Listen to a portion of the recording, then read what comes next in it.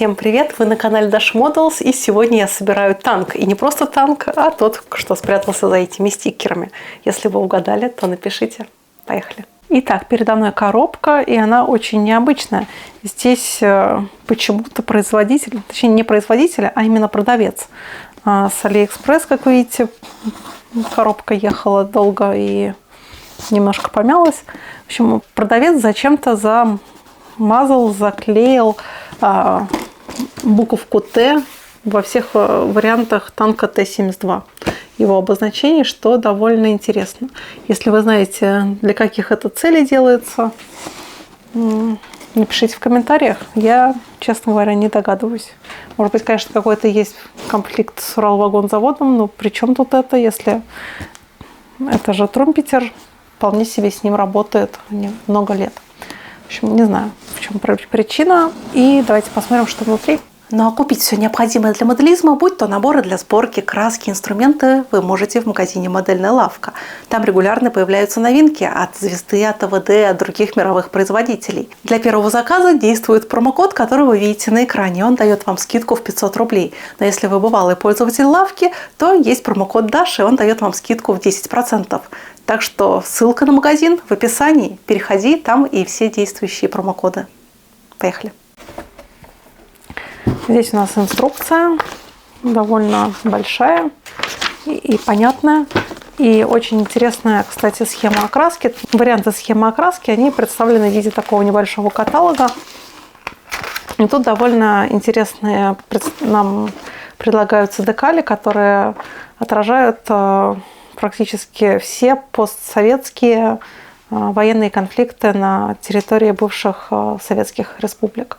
Соответственно, это армия Нагорного Карабаха здесь представлена в виде такого интересного камуфляжа и соответствующими декалями в виде флагов. Соответственно, тут два таких варианта. И также армия Марокко, что немножко выбивается из общей тематики этого каталога. Тут уже конфликт 2014 года. И здесь танк нам предлагают собрать из батальона Днепр украинских формирований.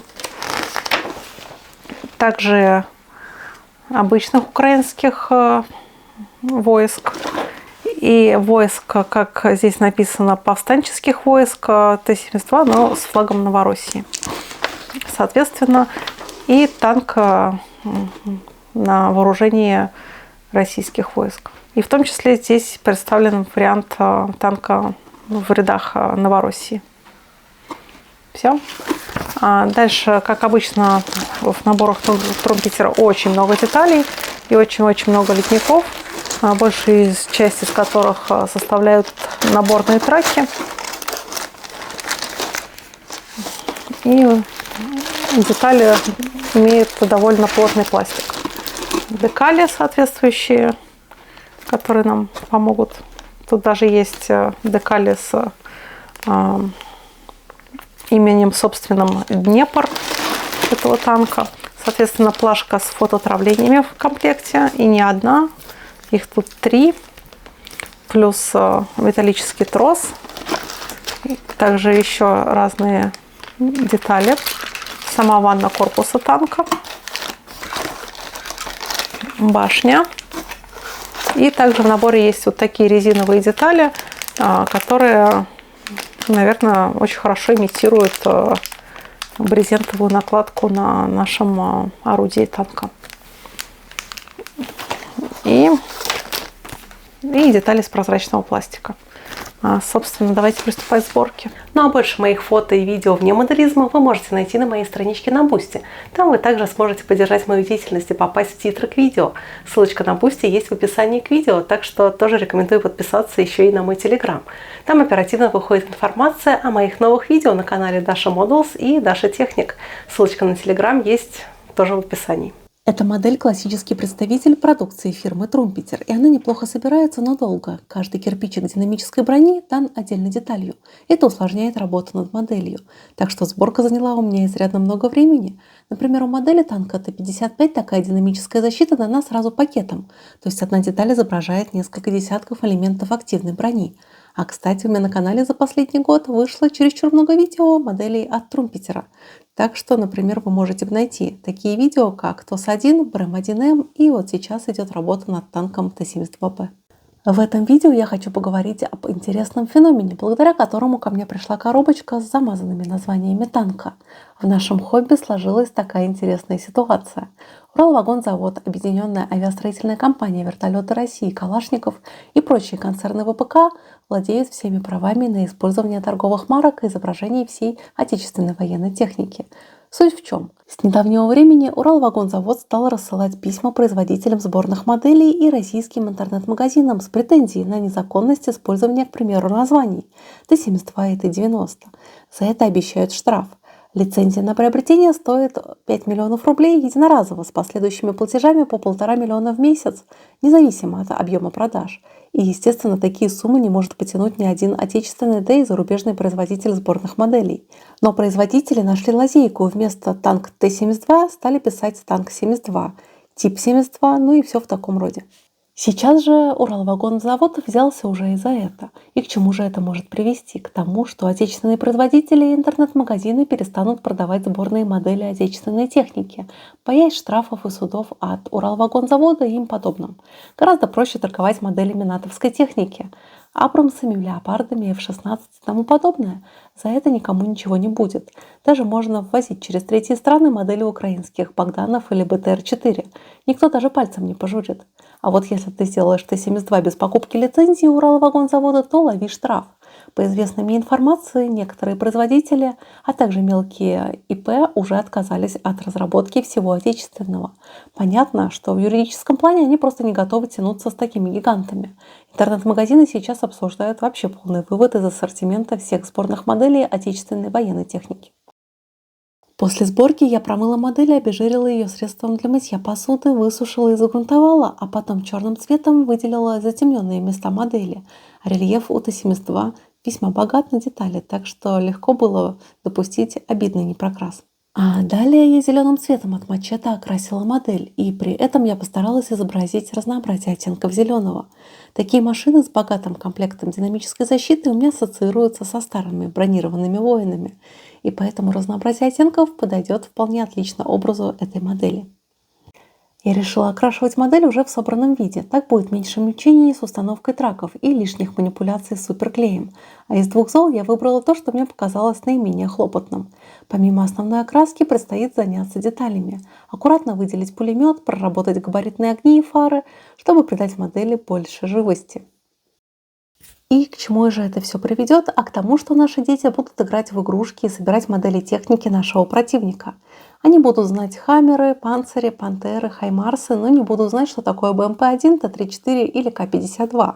А Уралвагонзавод, вместо того, чтобы доводить до ума танк Т-14 «Армата», засудили в свое время интернет-магазин «Армата Models» за название, и тем пришлось сменить его на «Арма Models». А из-за постоянных страхов судов на полках вы никогда не можете увидеть модель, например, с названием КАМАЗ-5350.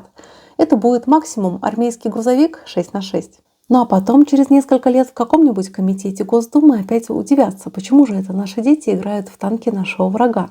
А ну-ка, давайте-ка запретим вообще все это. И запретят, скорее всего. И дети вообще ни во что играть не будут. Вот такая вот ситуация.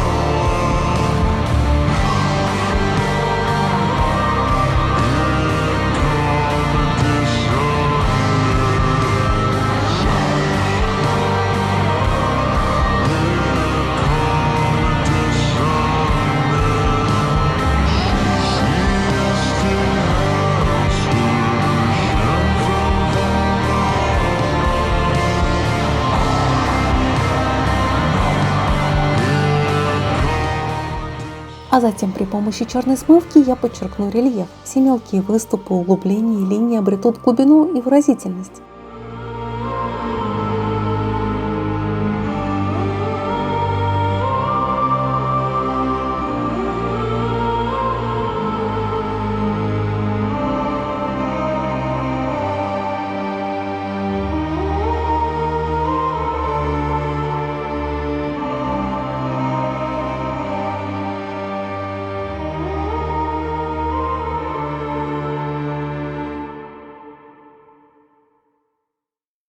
Масляными точками я помогу оживить базовый цвет, сделать его более богатым, с естественными переливами и нюансами.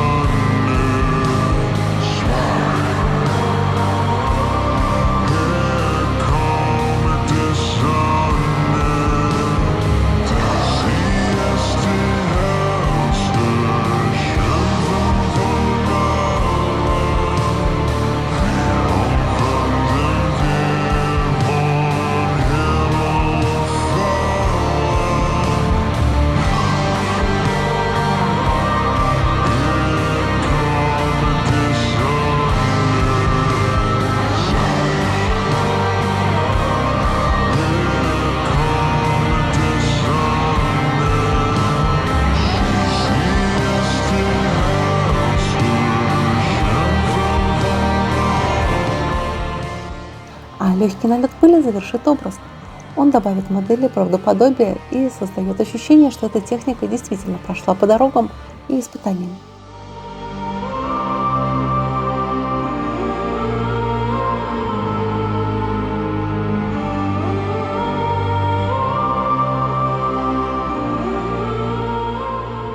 Такой Т-72Б у меня получился, и мне кажется, он вышел довольно реалистичным и аутентичным благодаря своей динамической защите, а также цвету, который я выбрала. Он очень похож на тот оттенок, который часто я вижу в музеях.